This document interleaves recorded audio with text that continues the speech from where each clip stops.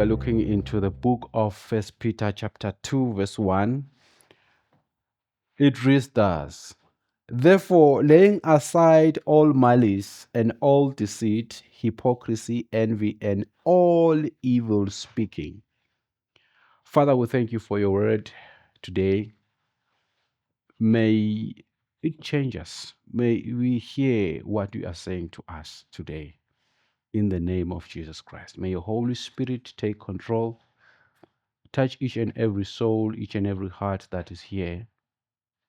We pray, God, that you turn our minds to open up for your teaching, Holy Spirit, in this Bible lesson. We plead with your leadership, God. Holy Spirit, take control. Father God, capture our wandering minds in the name of Jesus Christ. And let's hear what you say to us. We thank you, God, for your word. Amen. In our previous time, we were talking about malice. Today, we are looking into the second word, which is deceit. What do you understand by deceit? Deceit is misrepresentation or conciliation of the truth. It is an act of causing someone to accept an untrue thing or untrue message or untrue evidence, whatever, but it's untrue whatever is presented. This, what is presented, is something that is false, is invalid, but you want the person to accept. Synonyms of this term include cheating, deceitfulness, dishonesty, fraud, deception, crafty, fake or fakery, and more words. The Bible is telling us today that these things should be laid aside from Christians. People who claim to be believers are not expected to be dishonest, to make people believe what is not right. They are not expected to be deceitful, to cheat. We cheat in several ways today as human beings, as people who claim to be Christians. But the Bible is commanding us not to. But let's look into the Bible where we see illustrations or examples where the Bible shows us deceit. The first one that I quoted, there are quite a number of cases. We find in the book of Genesis chapter 27, the story between Jacob, the father, and Rebekah, and their sons, who is, from Isaac and Rebekah, the parents, and Jacob and Esau, who are the sons to the parents. We know the story where the father, Isaac, said, my son, go and prepare a meal that I can enjoy. Go and hunt and prepare a meal so I can enjoy. And when the mother, Rebekah, heard that, she bypassed that, and while Esau was away for hunting and to make sure that he prepares what his father has asked, has requested, so he can bless him, the mother said to the son Jacob, prepare this and give to your father, and put some hair on your head, on your hands, so that you can be hairy like your brother, and also dress on his clothes so you can smell like him.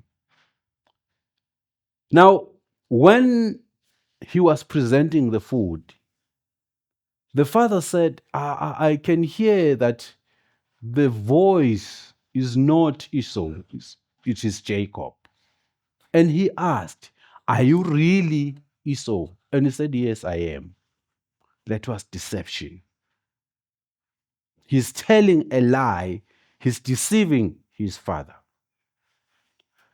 Now, deceit seems to work for the deceiver, but it also had much to the deceiver. So that is the story of deception that we find in the Bible. There is another one. That's where someone steals what belongs to you. Some people can steal what belongs to you through deceit. As brethren, we are not expected to act like Rebekah, we are not also expected to act like Esau, like Jacob, I'm sorry, like Jacob, who confidently deceived his father. Think of that, deceiving your father. But no, I can hear that the voice is not the right one, and you continue to say, no, I'm the rightful one. You know very well whatever is done, you are not entitled to it, but you confidently say, no, I qualify, just give me. That's deceit. The other deceit quoted in the Bible we find in business. You will be surprised that the Bible also talks about business. We sometimes think the Bible is all about spirituality. Whilst it is still spirituality, but it has issues that relate to us as human beings. If we read the book of Amos, chapter 8, verse 5, there the Bible is talking about deceit that is conducted by people in business. The Bible says in Amos chapter 8, verse 5, saying, when will the new moon be, when the new moon be passed, that we may sell grain, and the Sabbath, that we may trade wheat? Now this is the part. Making the Ephron small and the Shekel large, falsifying the scales by deceit. In other words, the people are falsifying the scales. If we are buying 1 kg, not kilometer, 1 kg of flour, they will falsify the reading of the scale such that when it reads the 1 kilograms and you are comfortable, yet in reality it is not. That is what we find as fake or as deceit in business. This may also include pricing, where the prices are so inflated, or the price is a price of a commodity that is fake compared to the original. Recently, we are told by people in TikTok, the China people, that are telling us that no, the very expensive bags that we are buying in America, you buy for $3,000, for $30. Actually, those bags, they cost about $50 to make. And it's an embarrassment. Some of them are coming with flops and say, I bought these flops for so many dollars, and this thing is only $5. Now, that is business. But as Christians, we are not expected to falsify scales. And God hates that. We also see that in the book of Hosea, chapter 12, verse 7. A cunning Hananite, deceitful scales are in his hands. He loves to oppress. So, as brethren, we are not expected to falsify scales or over escalate the cost of any commodity that is way, way outside, or just do something that is deceitful. We are not expected to be to participate in deceit. The other one that I want us to note, the Bible is also talking about deceit. We find it in the church. It's prevalent in the church today, where there is so much deception. We find an illustration in the book of Jeremiah, chapter 14, verse 11 to 18. In this case, Israel had sinned to the Lord, committing sin and doing so many things that were against the law of God. And there was famine. The land was parched. There was no rain. There was shortage of food, as famine says, as it is famine. Seemingly, the Bible reveals that there were some prophets that were coming to prophesy to Israel, to give them hope that no, what we are going through will not last. It's just something that is short. There is going to be food, there is going to be peace, there's going to be, everything is going to be fine. And the Lord spoke to Jeremiah and said, you know what they are saying is not from me. These prophets are just speaking their deceitful words. These are words that are from their heart. They were prophesying not in his name, but in their false vision, divination, and deceit from their heart. Today, we see a lot of prophets that come and speak hope that is not there. Someone will say, the Lord is doing this to me. This is what the Lord is going to do to you. Yet that thing is absolutely not from the Lord. We have heard that. You know what that creates? When a pastor comes and says to me, one who claims to be a prophet, and say, God is going to give you, say, a job tomorrow or a job in the next month. And then the month goes by. The second month goes by. The third month goes by. Whom do we trust more? What happens to us? We tend to think it means God is not faithful. Most of the time, we incline to say, no, the pastor is right because you can see the pastor and God is not right. It gives a miss. What do you miss? What we miss the faith, or the faith is like a balloon that has a hole. You just punch a hole, and then it starts like you lose the faith. And that is what has happened to us Christians. We don't believe 100% in God today because of those false prophets. You know, someone will say you will be healed. I know there's an element of faith, but the person is just talking what is in his mind. It's deceit. We deceive you as people who preach in the pulpit, preaching the word of God, and we tell you lies.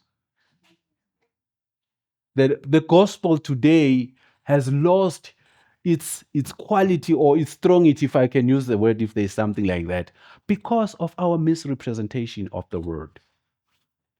Now, the Bible says we should not be part of that. It should not be even mentioned that as Christians, we are people who deceive others. We do not tell a lie. Maybe let me use that simple word. We do not tell a lie. Asigqoki. We don't misrepresent facts. We don't deceive people, make them believe what is not right. You make a person believe, maybe a salesperson, you say, no, these drums are so good, these drums, yet you know very well it's not right. I remember at some point in time, one gentleman was saying it was selling in one of the very expensive boutiques in town. And when I just met him outside now, in his normal life, I asked him, do you think the prices that are there are real prices, are okay? Now, have you priced your things in the right way? Because they will tell you, no, this is quality and everything, but sometimes you wouldn't be happy with what you get. Now, let's look at the sources of deceit. The Bible says, let me read Mark 7, verse 20 to 22. The Bible says, and he said, what comes, that's Jesus Christ speaking, what comes out of a man that defiles a man? For from within, out of the heart of man, proceeds evil thoughts, adulteries, fornication, murderers, thefts, covetousness, wickedness, deceit, lawlessness, and evil eye, blasphemy, pride, and foolishness. But what I'm just picking is the deceit. It is from the heart of man. So deceit is something that you decide inside. It's in your decision making. You decide that I am going to lie. Remember, Bazalwane, we once explained that when we are talking about the heart, we are not talking about the heart that is pumping my blood now, mixing blood and oxygen in me. But when we are talking about your heart, the Bible is referring to your heart. It is referring to your center of decision making, the real you that makes the decision, where you decide to do something, where you action. So it is something that comes from that center of decision making. You decide that I'm going to lie to my father that I'm from school, yet I'm from somewhere. You decide that I'm going to lie about this thing. So the source of lies is in the heart. I know time and again we say, no, the devil deceived me. But the Bible tells us that it's something that is from your heart. You decide to lie. Do you agree with that or you don't? Is it a mistake to lie? You decide that I'm going to deceive my father, that I did this, yet you did not. So it is something that is there. It's from the heart. So the Bible says we should not be part of it. So you should decide not to be deceitful. That's where the element of repentance come into play, because repenting, you decide that I repent. It is true the Holy Spirit assists you or helps you to make that intelligent decision and to go out or to act on that. But it also involves your mind to decide that I'm not going to do this. So you decide that I am not to participate in deceiving people. Amen. Now, let's also look at the Lord's position regarding deceit. Psalms 101, verse 7 reveals that those that practice deceit or part of deceit will not see heaven. If you are somebody who lies, who deceives people, presents what's not, forget about heaven. Psalms 101:7 says, "He who works deceit shall not dwell within my house. He who tells lies shall not continue in my presence." Uyabahlelo. So if you're lying to Gogo, you are not going to heaven. Junior, if you are lying, you are not going to heaven. It's as simple as that. If we're lying, if I lie to my wife, I'm not going to heaven. And if I lie to you as a church by preaching what suits me, making you believe what is not there, I should forget about heaven. That's the Lord's position about deceit. They will not dwell in the house of the Lord. The people are destined for the lake of fire or the lake of sulfur. They are going to hell. If you are a liar, it's that serious. Yabona Hlelo? Akudlalwa. If you are a liar, the Bible says you are going to hell. Let me read it for you. Revelation chapter 21, verse 8. The Bible says, "But to those who are full of fear and without fear, the unclean and the takers of life, that are those who kill, those who do sins of the flesh, and those who make use of evil powers or who give worship to images, and all," now this is where we come, "and all who are false will have their part in the sea of ever burning fire, which is the second death." So if you participate in falsifying the truth, the Bible says you are going to hell. That's Revelation 21, verse 8. So God's position on deceit is that he hates it. That's why God hates magic, because magic is not real. Magic is just deceiving people. Like, I can turn this to red. I have something hidden in me and I put it there and you think, oh, what has happened? That is deceiving you. That's why God hates magic. There's nothing like magic. It's just to deceive our minds. The Lord's wrath does not change because one has been deceived. Even if you are deceived, like if I preach something that is wrong to you, it doesn't mean that you'll go to heaven. It's unfortunate that if I preach something that is not the word of God and you believe it and you do it, sure, I will go to hell. But it also means you're also going to hell. The people that are being preached false doctrines by the false prophets today, who are deceived to believe what is not true, to believe that a God is just a mere man. Unfortunately, they will go to hell. Ephesians 5 verse 6 says, "Let no one deceive you with empty words. For because of such things, God's wrath comes on those who are disobedient." So God is not happy about deceit. And he hates it, as it says in Psalms 5 verse 6. "You will send destruction on those whose words are false." That's the Lord. He will send destruction to those whose words are false, liars. "The cruel men and the men of deceit are hated by God." That's in the Bible. There are people God hates. Who are those? Are people who tell lies, are people who are deceiving people. God hates. The word is hate. I'm reading from the BBE version. Other versions, they talk of God. He detests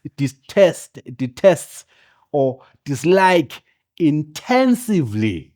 You see, when you say something is intensive, it means it's intensified, it's aggregated, it's added the intense. God hates it so much to deceive people. Now, sharing deceit guarantees good days. First Peter chapter 3, verse 10 says, "For it is said, let the man who has a love of life, desiring to see good days, keep his tongue from evil and his lips from the words of deceit." So if we desire good days, if we desire a good life, if we desire to see good days, if we desire to enjoy life, if we desire to live happily, let us stop deceit. Amen. Let us stop telling lies. Now, getting closer to us, lies come in different ways, and we justify lies sometimes. A woman may decide not to tell his husband that this is not your baby. We have seen that several times. I think it's something that we know.